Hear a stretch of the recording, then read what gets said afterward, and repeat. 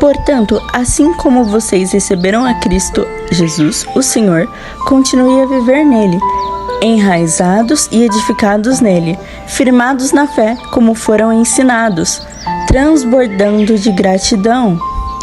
Colossenses 2, do 6 ao 7.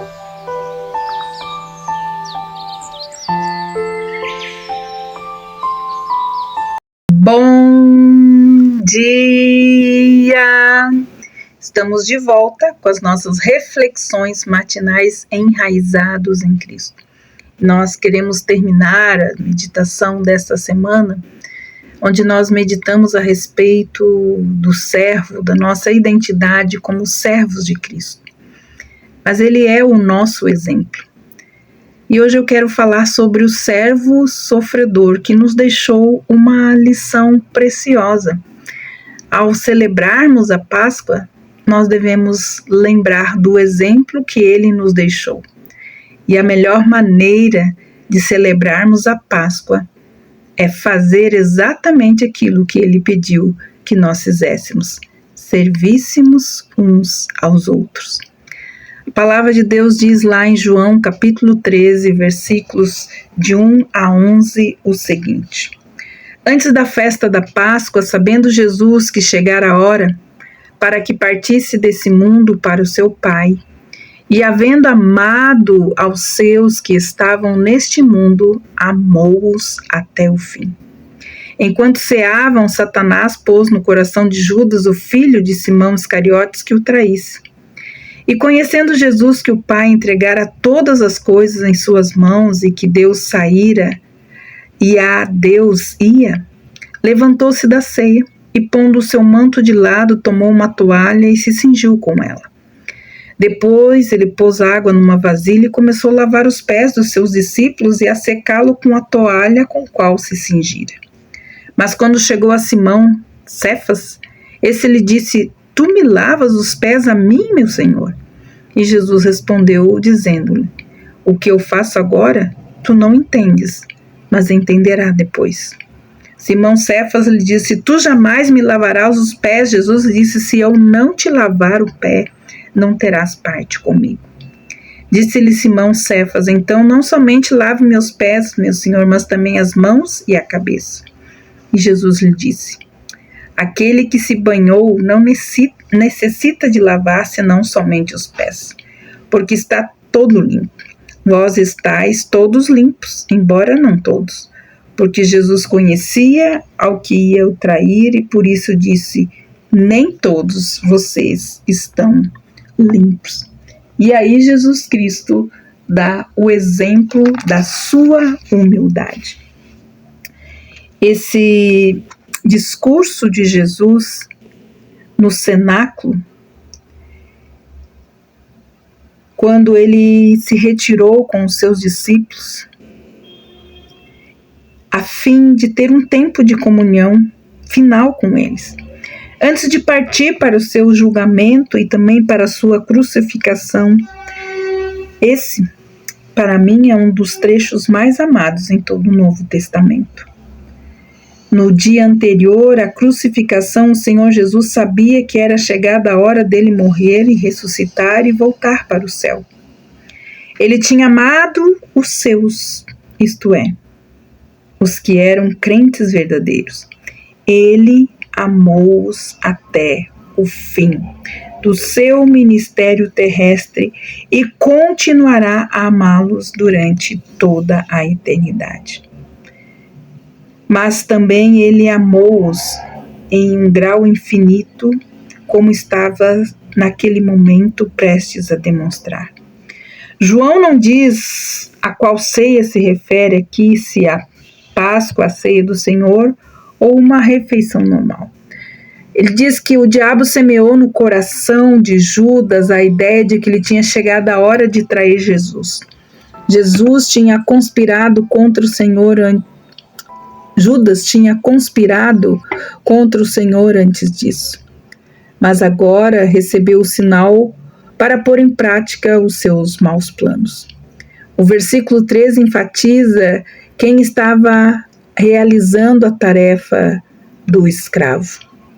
não meramente um rabi ou um mestre, mas Jesus, que estava ciente da sua divindade. Ele conhecia o trabalho que lhe fora confiado, sabia que ele viera de Deus e que já estava no seu caminho de volta para Deus. Foi a consciência de quem ele era e da sua missão e destino que o capacitou a baixar-se e lavar os pés dos seus discípulos. Levantando da ceia, o Senhor tirou a vestimenta de cima. Depois cingiu-se com uma toalha, como um avental, tomando o lugar de um escravo. Poderíamos esperar esse episódio no Evangelho de Marcos, o Evangelho do servo perfeito. Mas o fato de estar no Evangelho do Filho de Deus o torna mais notável. Esse ato simbólico faz-nos lembrar como o Senhor deixou os palácios de marfim lá em cima e veio para este mundo como um servo e ministrou àqueles que ele criara. Nos países orientais, o uso das sandálias abertas tornava necessário lavar os pés frequentemente. E era uma cortesia comum de um hospedeiro ter um escravo para lavar os pés dos seus convidados. Aqui, o divino hospedeiro se tornou o escravo e efetuou esse serviço humilde. Jesus aos pés do traidor. Que cena! E quantas lições para nós! Pedro ficou abalado ao pensar no Senhor lavando os seus pés e expressou a sua desaprovação que alguém tão grande como o Senhor, tão indigno, ver Deus na posição de um servo é perturbador. Jesus então ensina a Pedro que havia um significado espiritual no que ele estava fazendo. Lavar os pés ilustrava um tipo de lavagem espiritual. Pedro sabia que o Senhor estava executando o ato físico, mas ele não entendia o significado espiritual. Ele o compreenderia logo, porém, porque o Senhor o explicou e o reconheceria por experiência quando mais tarde fosse restaurado ao Senhor depois de negá-lo. Pedro ilustra os extremos da natureza humana. Ele jurou que o Senhor nunca lavaria seus pés. E aqui nunca literalmente significava nem na eternidade. Aí o Senhor responde a Pedro que sem esta lavagem o discípulo não poderia ter comunhão com ele. O significado então do lava-pés é revelado agora. Enquanto os cristãos andam nesse mundo, adquirem certa quantidade de contaminação. Escutar conversa perversa, olhar as coisas profanas, trabalhar com homens ímpios, inevitavelmente mancham o crente e eles precisam ser purificados constantemente pelo lavar da palavra. Essa purificação é efetuada pela água da palavra. Enquanto lemos e estudamos a Bíblia, enquanto ouvimos a pregação, enquanto trocamos ideias uns com os outros, descobrimos que isso nos purifica das influências más ao redor de nós.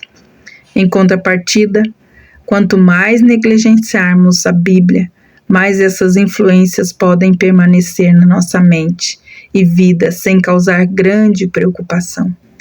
Quando Jesus disse, se eu não lavar os teus pés, tu não tem parte comigo, ele não queria dizer que Pedro não poderia ser salvo sem que ele o lavasse, mas que a comunhão com o Senhor somente pode ser mantida pela ação contínua da purificação das Escrituras em nossa vida. Agora Pedro foi para um outro extremo. Um minuto antes ele dizia nunca, agora ele disse lava-me inteiramente. Na volta do banho público, os pés ficariam sujos de novo. Ele não precisava de outro banho, mas precisava ter os pés lavados. Quem já se banhou não necessita de lavar senão os pés, quanto ao mais está todo limpo. Há uma diferença entre o banho e a bacia.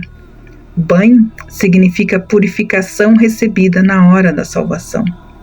A purificação da penalidade do pecado pelo sangue de Cristo acontece uma vez. Somente uma vez. A bacia retrata a purificação da poluição do pecado e deve acontecer continuamente pela palavra de Deus. Existe um banho, mas muitas lavagens dos pés.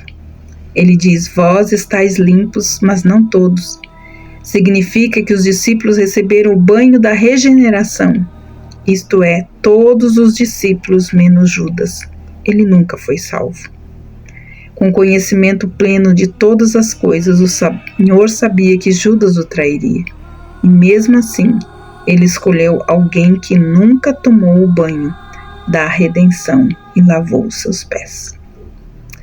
Parece que Cristo lavou os pés de todos os discípulos. Depois ele tomou as vestes e voltou à mesa, a fim de explicar-lhes então o sentido espiritual que fizera. Ele iniciou então a conversa com uma pergunta. As perguntas do Salvador constituem um estudo muito interessante. Eles formam um dos métodos mais eficazes de ensinar. Os discípulos reconheceram Jesus como Mestre e Senhor e estavam corretos em agir assim. Se o Senhor e o Mestre lavaram os pés dos discípulos, que desculpa eles poderiam ter para não lavar aos pés uns dos outros? Será que o Senhor queria dizer que eles deveriam literalmente lavar os pés uns dos outros com água? Será que estava instituindo uma ordenança para a igreja? Não, o sentido aqui foi espiritual. Jesus estava dizendo que eles deveriam conservar uns aos outros limpos por comunhão constante ao redor da palavra. Se alguém vê o seu irmão esfriando na fé e se tornando mundano, deve exortá-lo com amor usando a palavra de Deus. O Senhor tinha lhes dado um exemplo e uma lição que deveriam fazer uns com os outros espiritualmente. Se o orgulho ou a animosidade pessoal nos impedem de nos humilhar no serviço aos nossos irmãos, devemos nos lembrar que não somos maiores do que o nosso Mestre. Ele se humilhou em lavar os que eram indignos e ingratos e sabia que eles os trairiam. Será que você ministraria humildemente a uma pessoa se soubesse que ele estava prestes a traí-lo por dinheiro?